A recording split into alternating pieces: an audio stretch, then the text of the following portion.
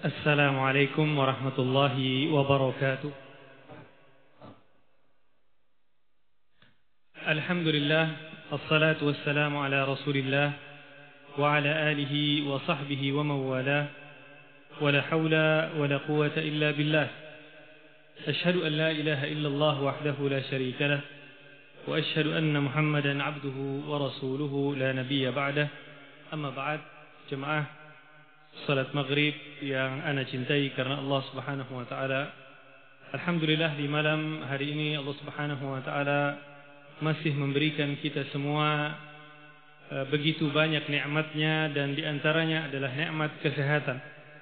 Nikmat kesehatan yang Allah Subhanahu wa taala berikan kepada kita, walaupun mungkin kebanyakan daripada orang-orang yang sehat tidak menyadari besarnya kenikmatan tersebut. Sehingga dikatakan oleh para ulama yang namanya kesehatan itu adalah seperti mahkota yang ada di kepala orang-orang yang sehat, akan tetapi tidak ada yang bisa melihat kecuali orang yang sakit. Jadi sebenarnya masing-masing dari kita orang-orang yang sehat ini sebenarnya punya mahkota yang namanya kesehatan, akan tetapi tidak bisa melihat. Yang hanya bisa melihat adalah orang-orang yang sakit, mereka yang bisa melihat, mereka yang bisa merasakan besarnya nikmat. Maka di antara cara kita menjaga kenikmatan yang Allah berikan kepada kita adalah mempergunakannya di dalam ketaatan kepada Allah Subhanahu wa taala. Sehingga disebutkan pada masa yang terdahulu ada orang yang usianya sudah sangat tua sekali, akan tetapi masih mampu melakukan aktivitas sebagaimana yang dilakukan oleh orang-orang yang muda, ya, sehingga membuat orang yang muda saja kaget. Maka ditanya beliau, bagaimana Anda bisa melakukan hal ini? Maka beliau mengatakan, anggota tubuh ini kami jaga dari hal-hal yang diharamkan oleh Allah pada saat kami muda, maka Allah kemudian menjaganya untuk kami pada saat kami tua. Ini jamaah dirahmati Allah Subhanahu wa taala, mirip dengan apa yang disabdakan oleh Nabi sallallahu alaihi wasallam, ihfadillaha yahfadka. Jagalah, ya, batasan-batasan Allah, larangan-larangan Allah, niscaya Allah akan menjaga kalian. Maka jamaah dirahmati Allah Subhanahu wa taala, pada malam hari ini insyaallah kita akan melanjutkan kembali pembahasan kita, dan pada pembahasan yang terakhir kita sudah mulai masuk ke dalam apa saja penyebab, faktor-faktor yang membuat orang-orang Quraisy terhalang dari menerima dakwahnya Nabi sallallahu alaihi wasallam. Padahal kita ketahui bersama bahwa sebelum Nabi sallallahu alaihi wasallam mendakwahkan apa yang beliau bawa, beliau adalah orang yang sangat disukai masyarakat Quraisy, orang yang ucapannya sangat dipercaya oleh mereka, dan ini adalah pengakuan dari mereka sendiri. Akan tetapi kenapa kemudian mereka berbalik pada saat Nabi sallallahu alaihi wasallam mulai berdakwah? Berbalik, yang tadinya cinta menjadi benci, yang tadinya percaya menjadi mendustakan. Walaupun sebenarnya, ya, sebagaimana yang kita sampaikan pada pertemuan yang lalu, di dalam hati-hati mereka, di dalam hati-hati kecil mereka mengakui sebenarnya apa yang disampaikan oleh Nabi sallallahu alaihi wasallam, kebenaran apa yang dibawa oleh Nabi sallallahu alaihi wasallam. Sebagaimana disebutkan di dalam ayat, wajahadu biha wastaiqanatha anfusuhum. Allah berfirman, dan mereka mengingkarinya, mereka menentangnya, mereka tidak mau beriman dengannya, akan tetapi sebenarnya di dalam hati-hati mereka meyakini. Ya. Zulman wa uluwan, karena mereka zalim dan karena mereka merasa terlalu tinggi dirinya untuk menerima kebenaran tersebut.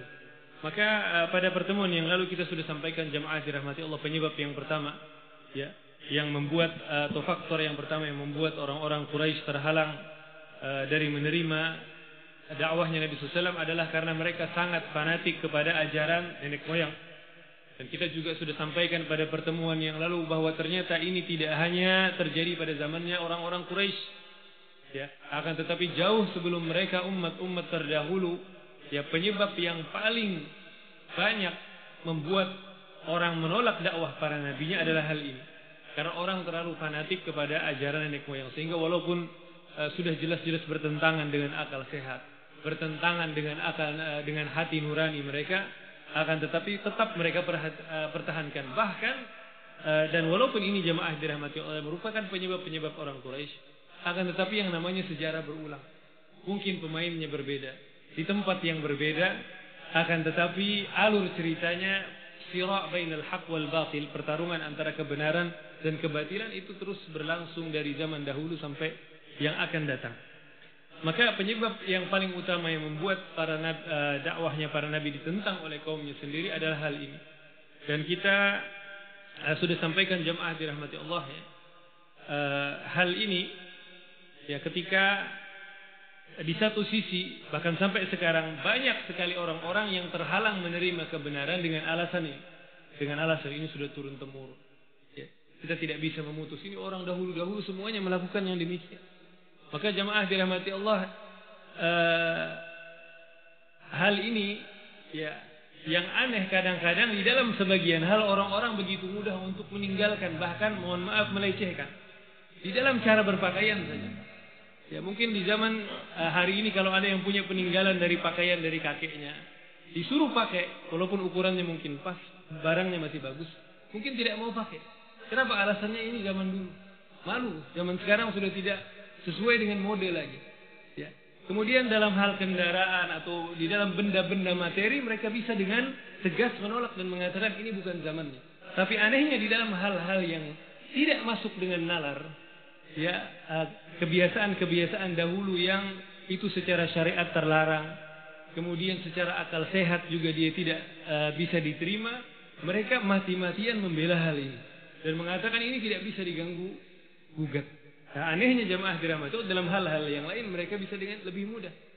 Tapi di dalam hal ini tidak mau meninggalkan. Maka yang namanya kalau kemudian ada orang yang mengatakan bahwa oh ini yang terjadi adalah katanya Arabisasi, enak saja orang Arab katanya memaksakan adat istiadat mereka kepada orang-orang selain alat. Jamaah dirahmati Allah, jangan lupa bahwa para sahabat Nabi radhiyallahu anhum juga berkorban. Bukankah ketika Nabi SAW sampai sebelum Nabi SAW hijrah saja di Mekah, yang namanya penyembahan berhala itu turun-temurun merupakan warisan mereka. Hal yang sangat mereka agungkan saat itu, dikorbankan oleh Nabi SAW dan para sahabat. Ya. Kemudian juga para sahabat dari kalangan Ansar ketika Nabi SAW datang, kemudian mendapati mereka merayakan 2 hari raya saat itu, Nabi SAW bertanya kepada mereka, apa ini? Kata mereka, ini hari raya kami. Maka Nabi SAW kemudian mengatakan, sesungguhnya Allah telah menggantikan bagi kalian dengan yang lebih baik daripada itu. Padahal ini warisan orang Ansar. Mereka mungkin sudah ratusan tahun merayakan hari raya tersebut. Mereka agungkan, mereka gembirakan. Tiba-tiba datang orang-orang muhajir. Ini orang bukan orang Madinah. Nabi SAW orang luar datang kemudian dia meminta agar mereka mengganti hari raya tersebut. Maka mereka dengan penuh keikhlasan, dengan kebesaran hati mereka tinggalkan. Maka yang namanya ibadah jamaah dirahmati Allah, kalau dikatakan para sahabat Nabi tidak berkorban, mereka sangat besar pengorbanannya. Dan di antara pengorbanan mereka adalah mengorbankan kebiasaan-kebiasaan lama yang tidak sesuai dengan syariat. Maka mereka lah orang-orang yang dipuji oleh Allah Subhanahu wa taala. Ulaika alladziina hadahumullahu fabihudahum muqtadi. Mereka orang-orang yang Allah berikan petunjuk, maka dengan petunjuk mereka ikutilah. Ini jamaah dirahmati Allah penyebab pertama.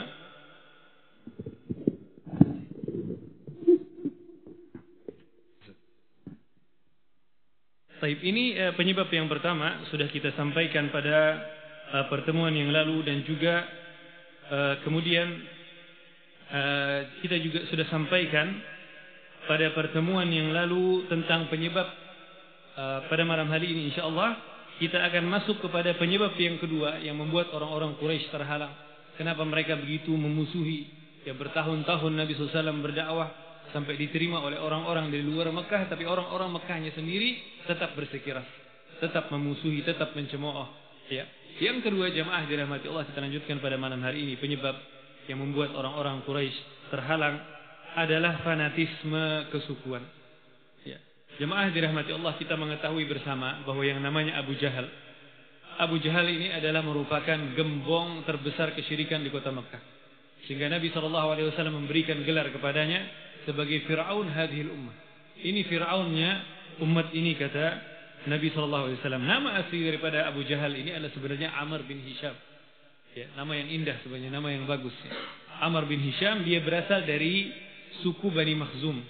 Ya. Juga merupakan salah satu sub-suku atau cabang daripada Quraisy. Quraisy yang ada di kota Mekah saat itu ada kurang lebih 12 cabangnya. Salah satunya adalah Bani Makhzum ini, sukunya Abu Jahal. Dan di anak suku yang lain ada juga Bani Hashim, keluarganya daripada Nabi SAW.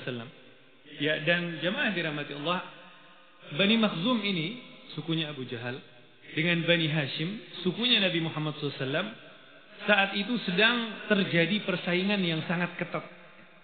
Persaingan yang sangat ketat di antara kedua suku ini di dalam meraih kemuliaan. Suku mana yang paling terhormat, yang paling besar kemuliaannya, yang paling dihormati, orang yang paling dikagumi, yang paling tinggi kedudukannya, mereka saling bersaing. Maka disebutkan setiap kali sukunya Nabi SAW, Bani Hashim atau Bani Abdi Manaf, ya, itu melakukan suatu hal yang baik, maka Bani Makhzum ini tidak akan mau kalah.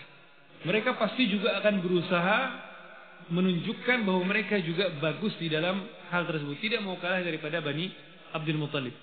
Bahkan jamaah dirahmati Allah, yang namanya Abu Jahal ini atau Amr bin Hisham nama aslinya tadi, ini sebelum dia menjadi orang terdepan di dalam menolak dakwah Nabi SAW, sebenarnya gelarnya adalah Abul Hakam. Abul Hakam ini hakam dari kata seseorang yang menjadi pengadil, seseorang yang pemegang keputusan, seperti hakim mungkin di zaman kita sekarang dalam bahasa Indonesianya Abul Hakam. Jadi kalau ada orang yang bermasalah, yang rumit, ya biasanya saat itu tidak bisa mereka pecahkan, dia akan datang kepada Abu Jahal. Ya, maka kemudian Abu Jahal yang memutuskan, ya dia adalah orang yang bijak pada awalnya, ya, sehingga dia mendapat gelar Abul Hakam.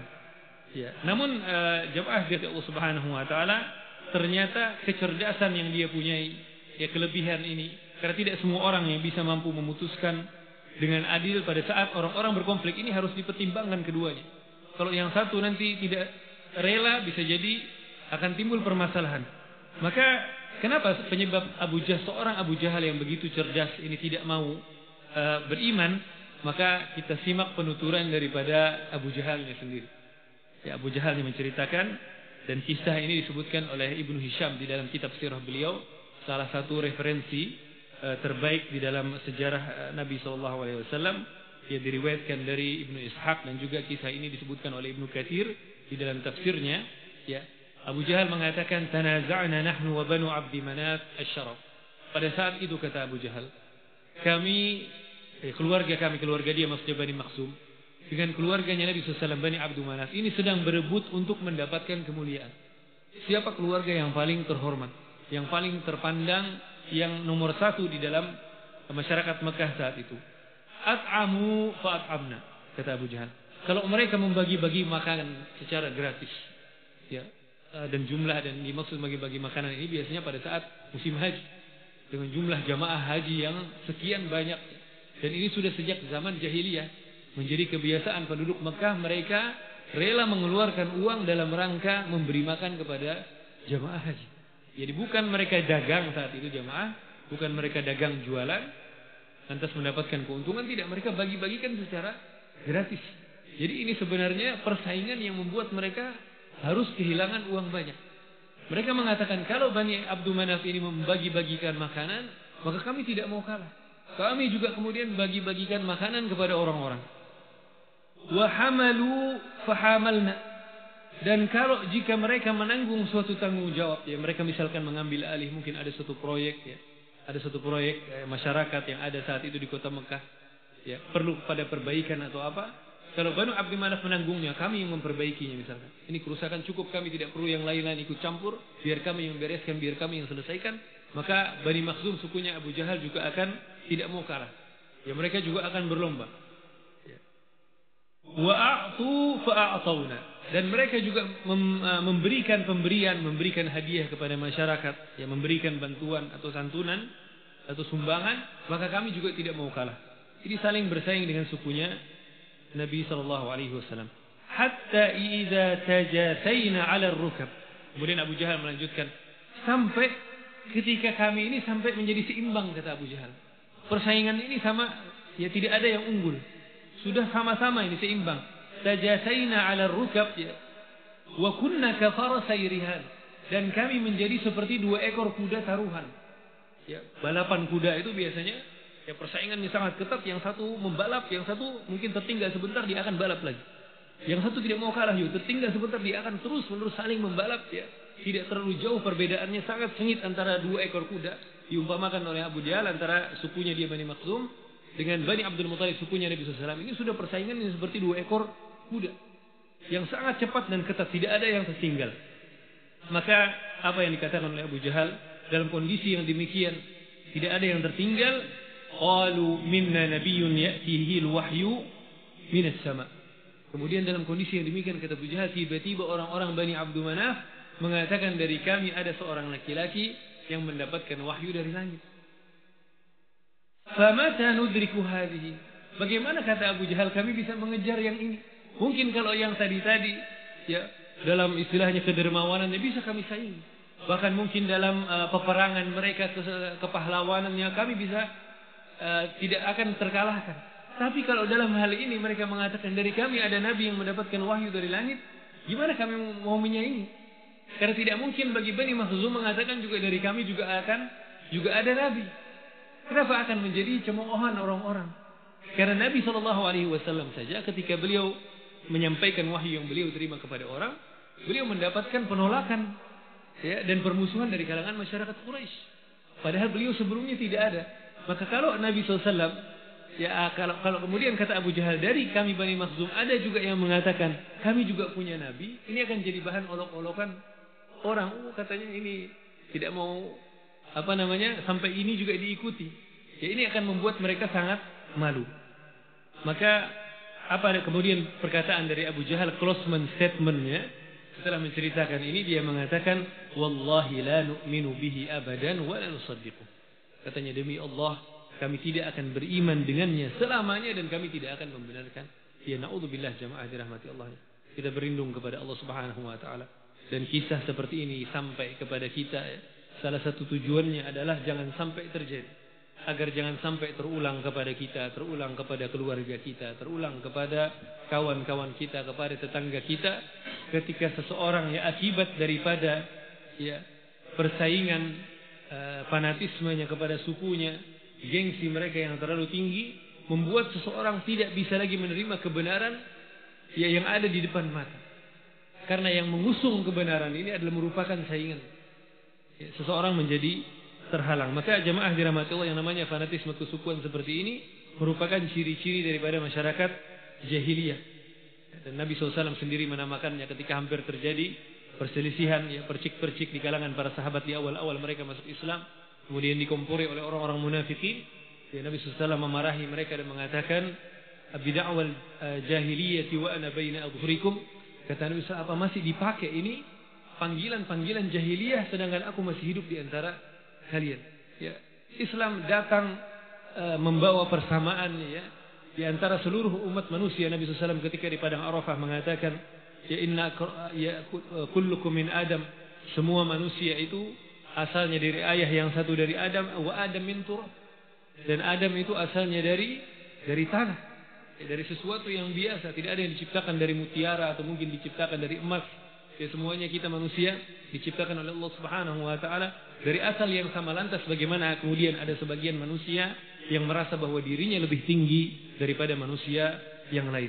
Inna akramakum indallahi atqakum, kata Nabi sallallahu alaihi wasallam. Sungguhnya orang yang paling mulia di antara kalian adalah orang yang paling bertakwa. Maka barometer kemuliaan seseorang adalah dilandaskan pada ketakwaan. La fadla li arabiyyin ala ajamiyyin. Tidak ada keutamaan atas orang Arab atas orang selain Arab kecuali dengan takwa. Wala fadla li ajamiyyin ala arabiyyin illa bittaqwa. Tidak ada juga keutamaan orang selain Arab terhadap orang Arab kecuali dengan takwanya. Maka ini jemaah dirahmati Allah Subhanahu wa taala. Dan yang namanya musuh-musuh Islam ya, senantiasa berusaha memecah belah kaum muslimin. Sebagaimana dulu orang-orang munafikin ingin membenturkan antara orang-orang muhajirin dengan orang-orang ansar, ya, maka sampai hari ini yang dilakukan oleh kaum muslim, orang-orang musuh-musuh Islam adalah mereka selalu senantiasa berusaha membenturkan antara sesama kaum muslimin. Oh, ini Islamnya beda, ini Islam Arab beda. Islam Arab ini misalkan keras ya, ini anarkis ya. Kemudian Islam ini Islam Indonesia lebih baik. Islam itu semua satu. Ya, Nabi kita satu. Ya, berasal dari ayah yang satu. Maka ini usaha daripada musuh-musuh Islam untuk memecah kaum Islam dan kaum muslimin.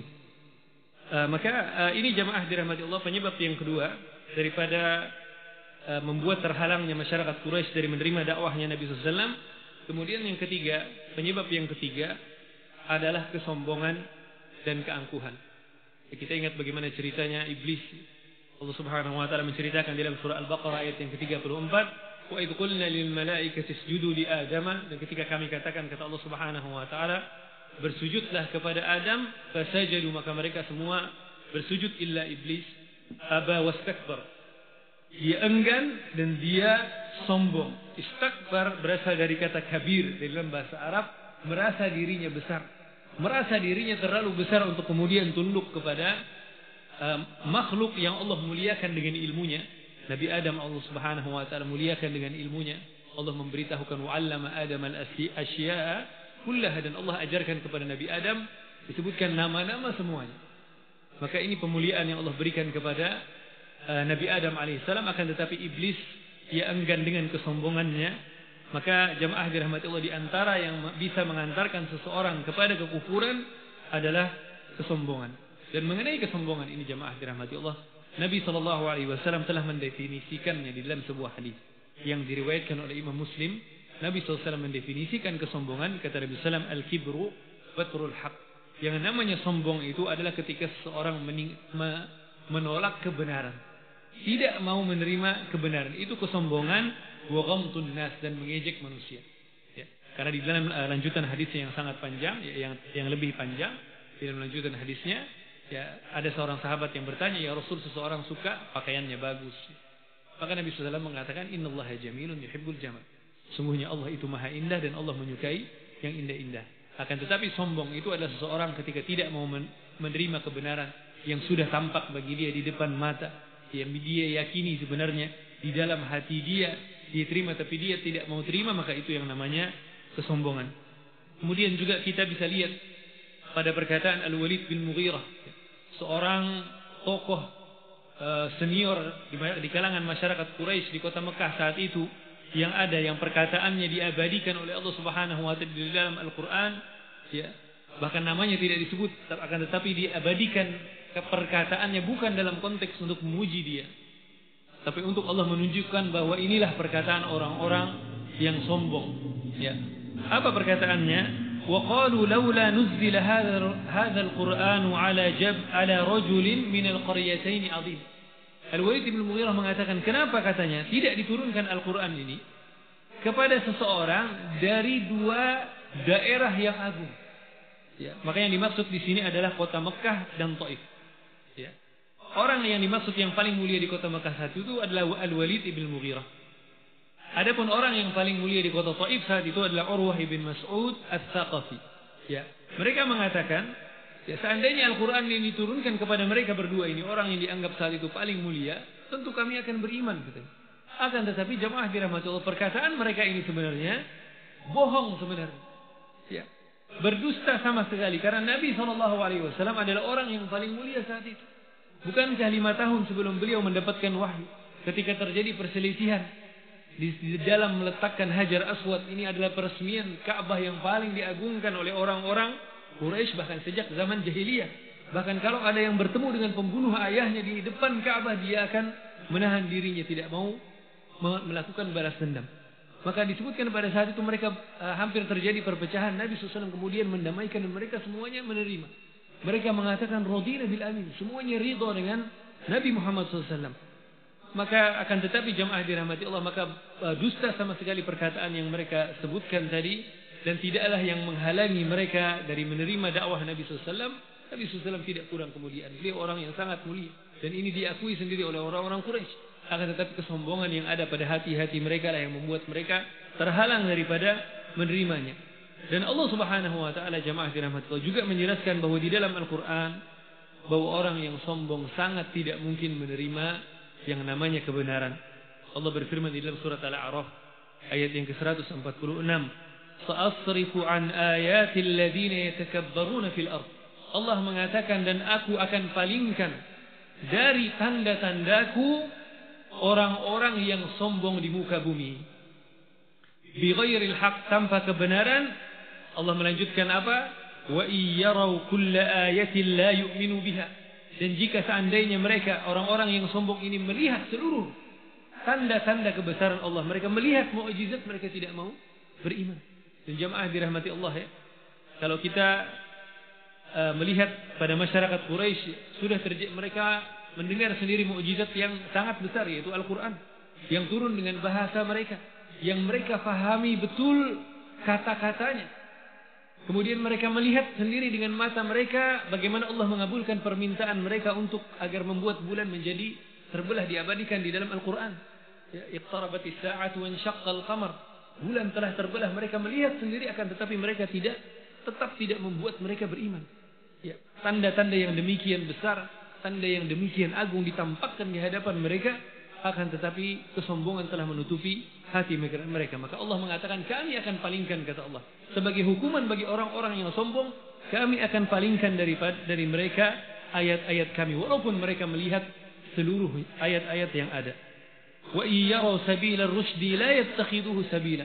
Allah melanjutkan, dan jika seandainya mereka melihat jalan yang penuh dengan petunjuk, ini jalan yang benar yang mengantarkan kepada tujuan dengan selamat, la yattakhiduhu sabila, mereka tidak ambil jalan tersebut sebagai jalan mereka. Mereka lebih memilih jalan yang lain. Allah jadikan jalan yang lurus di hadapan mata mereka, tapi mereka lebih memilih jalan-jalan yang bengkok. Wa iyyaraw sabilal ghayyi yattakhiduhu sabila. Jika mereka, kata Allah, melihat jalan yang melenceng, jalan yang menyeleweng, itu yang mereka ambil sebagai jalan. Allah mengatakan apa? Dzalika bi annahum kadzdzabu bi ayatina. Demikianlah karena mereka telah mendustakan ayat-ayat kami, wa kanu anha ghafilin, dan mereka telah lalai daripadanya. Ini penyebab yang ketiga, jemaah dirahmati Allah, yang membuat orang-orang Quraisy terhalang dari menerima kebenaran. Kemudian berikutnya penyebab yang keempat, dan ini tidak berlaku di zamannya Nabi SAW saja, akan tapi penyebab-penyebab yang ada ini, sebagaimana yang kita sampaikan di awal, ya, juga terjadi pada zaman kita sekarang. Ya, penyebab yang keempat adalah kekhawatiran akan perubahan kekuasaan dan hukum. Ya. Jadi banyak sebenarnya, dan contoh terbaik dalam hal ini, jemaah dirahmati Allah, adalah Kaisar Romawi. Kaisar Romawi itu termasuk di antara penguasa yang mendapatkan surat daripada Nabi SAW. Dan dia sebelum mendapatkan surat dari Nabi SAW, dia sudah membaca di dalam kitab sucinya, Injil, tentang munculnya Nabi terakhir. Ya. Maka ketika datang surat daripada Nabi SAW, dia membacanya. Kemudian rasa penasaran membuatnya ingin mencari tahu lebih dalam, ingin mendapatkan informasi yang lebih banyak lagi. Maka karena dia tahu pada saat itu, biasanya di musim panas, orang-orang dari kota Mekah itu melakukan perdagangan ke negeri Syam.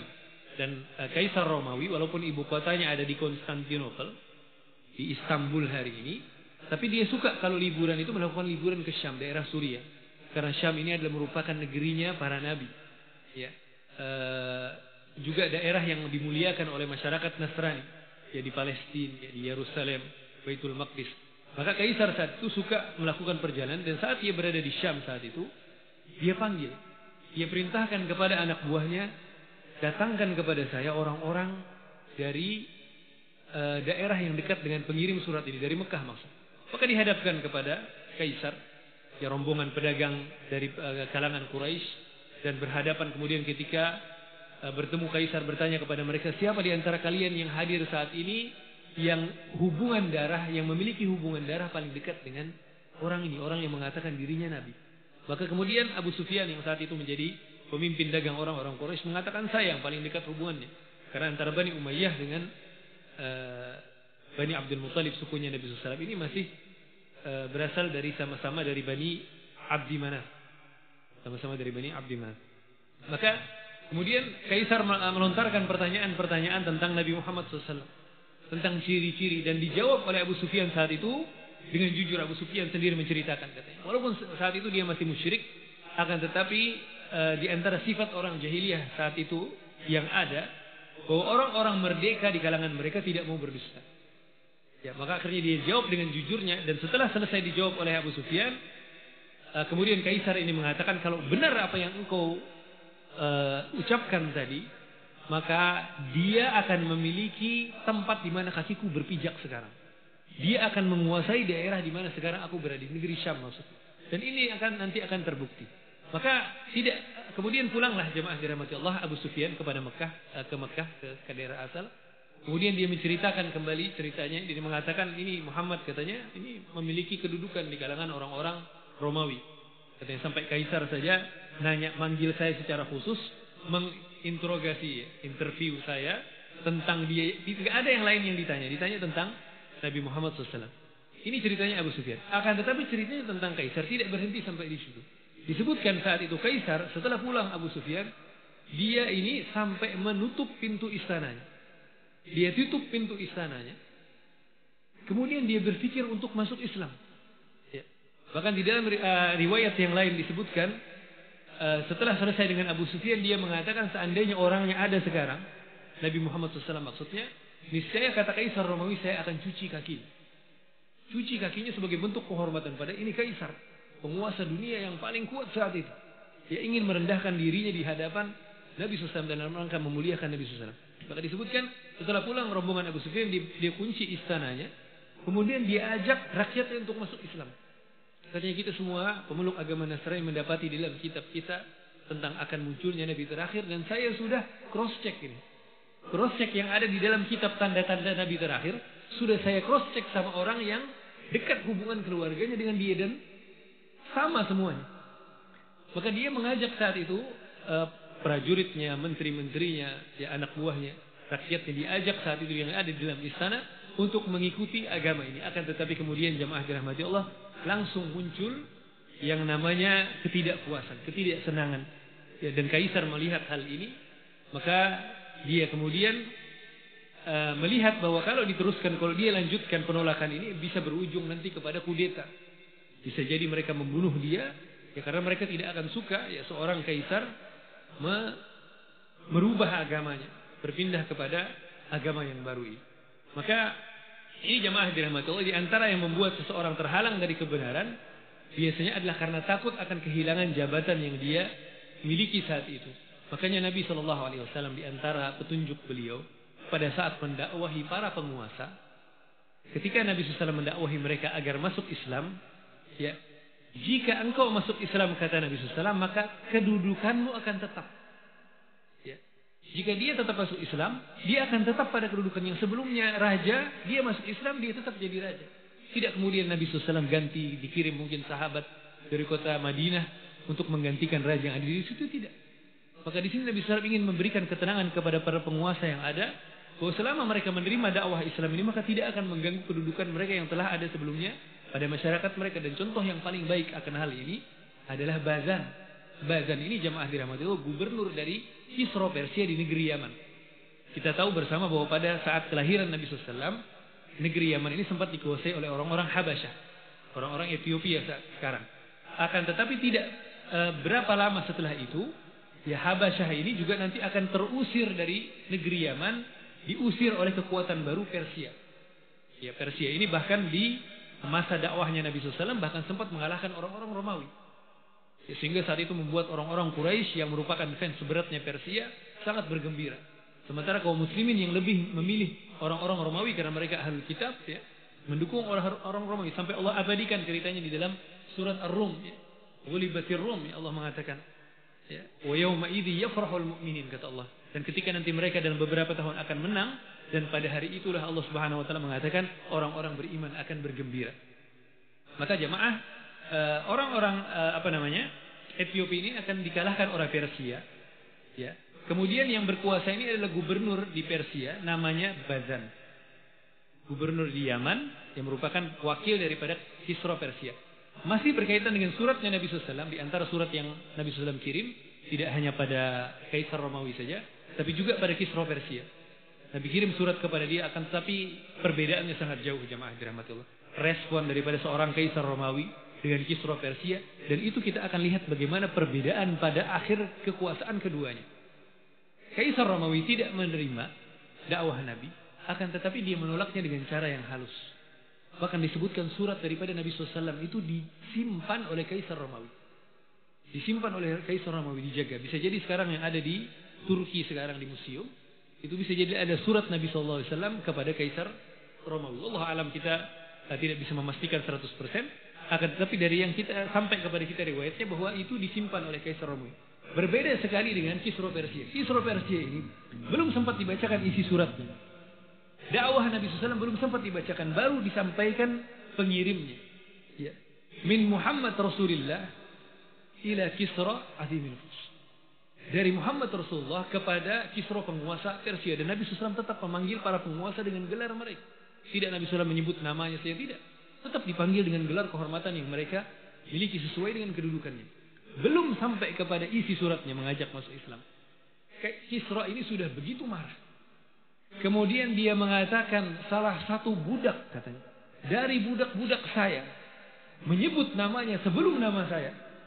Ya, ternyata yang membuat dia begitu murka. Karena Nabi SAW menyebutkan namanya sebelum nama dia. Padahal jamaah surat yang sama, format yang sama, juga Nabi SAW kirimkan kepada penguasa-penguasa negeri yang lain. Akan tetapi tidak ada yang murka sebagaimana murkanya Kisra Persia ini. Ini menunjukkan apa betapa congkak dan sombongnya orang ini melebihi bahkan penguasa Romawi saja tidak marah karena hal itu. Ya. Tidak cukup sampai di situ Kisra Persianya. Dia sobek, dia ambil surat daripada Nabi SAW, dia sobek-sobek. Sampai pulang akhirnya, utusan dari Nabi SAW pulang ke Madinah menyampaikan kepada Nabi SAW. Jamaah dirahmati Allah, kalau kita lihat dari respon yang demikian, ya, maka ketika Kaisar Romawi tadi walaupun tidak menerima, tapi dia menghormati, bahkan disebutkan menyimpan surat Nabi SAW, maka kekuasaannya Allah Subhanahu Wa Taala biarkan sampai kurang lebih 800 tahun. 1453 zamannya Muhammad Al-Fatih baru Konstantinopel runtuh. Adapun sebelum itu bertahan ratusan tahun. Ya.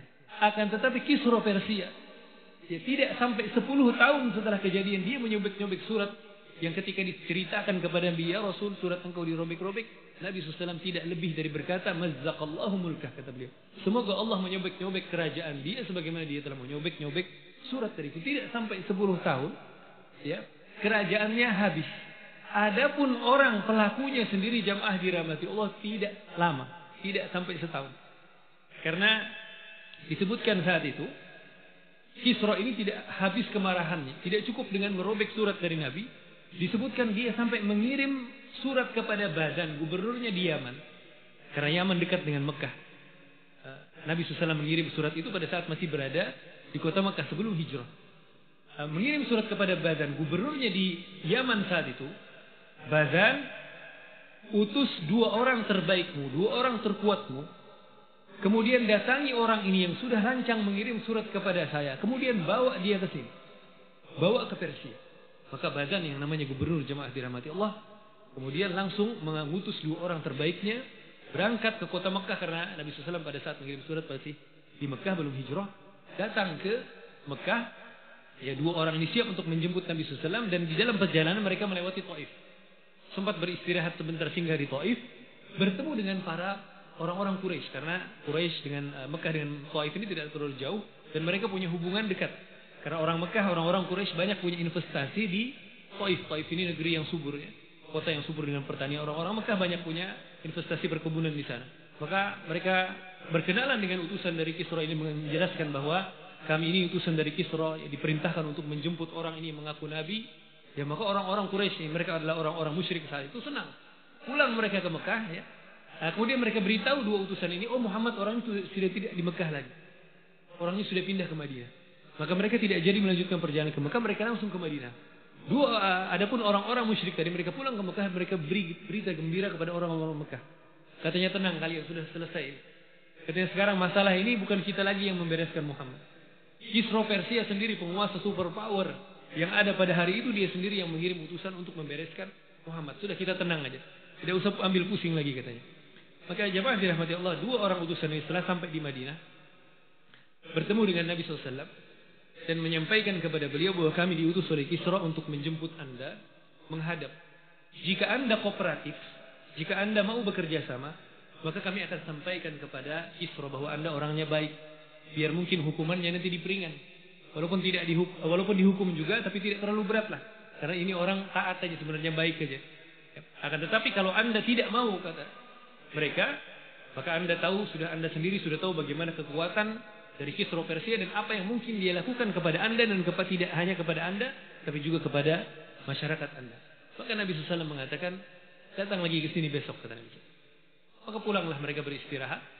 Besok pagi-pagi sekali mereka datang. Dikiranya tadi Nabi SAW ini sudah siap-siap. sudah siap-siap mau ikut sama mereka. Ternyata Nabi SAW mengatakan, tidak perlu lagi katanya saya ikut sama kalian. Lu kenapa kata mereka? Karena Kisromu pada malam ini kata Nabi SAW, disebutkan oleh Nabi SAW, malam sekian sudah meninggal, sudah mati, sudah tewas, dibunuh oleh anaknya sendiri. Maka mereka terheran-heran, ini bagaimana mungkin bisa tahu? Kami yang pegawai resmi kerajaan, yang dapat info dari sana, saja tidak tahu. Ini orang yang ada di Madinah tidak ada hubungan apa-apa, kok bisa tahu? Maka mereka mengambil, memastikan dengan Nabi SAW. Ini benar ya? Katanya, kalau kami akan pulang, ini kami sampaikan. Betul benar kata Nabi SAW. Dan sampaikan kepada gubernur engkau di Yaman Bazan, kalau dia masuk Islam, dan ini menjadi poin daripada cerita kita tadi. Kalau dia masuk Islam, dia akan tetap jadi kedudukannya sebagai gubernur di negeri Yaman. Maka pulanglah mereka berdua ke Yaman, menghadap kepada gubernurnya. Tidak berapa lama datang utusan dari Persia. Dari seorang Kisra yang baru mengabarkan, sekarang saya sudah menggantikan ayah saya. Maka langsung seketika itu juga Bazan dengan seluruh anak buahnya mereka memutuskan untuk masuk Islam. Karena tidak mungkin ya, Nabi SAW bisa tahu hal tersebut kecuali daripada wahyu. Ini jamaah dirahmati Allah Subhanahu Wa Taala. Apa yang mungkin Anda bisa sampaikan pada malam hari ini di antara penyebab ya, seseorang terhalang daripada mendapatkan hidayah ya. Dan kita sudah sampai tadi pada penyebab yang keempat ya. Yang pertama adalah fanatisme dengan ajaran nenek moyang, yang kedua fanatisme kesukuan, yang ketiga adalah kesombongan dan keangkuhan, dan yang keempat ada kekhawatiran akan kehilangan kekuasaan. Ini mungkin bisa Anda sampaikan insyaallah jika ada kesempatan, jika Allah mengizinkan kita akan lanjutkan lagi pada pertemuan yang mendatang. Dan kita tutup dengan doa kafaratul majlis. Subhanakallahumma wa bihamdika asyhadu an la ilaha illa anta astaghfiruka wa atubu ilaik. Wa sallallahu wasallam ala nabiyyina Muhammad. Wassalamu alaikum warahmatullahi wabarakatuh.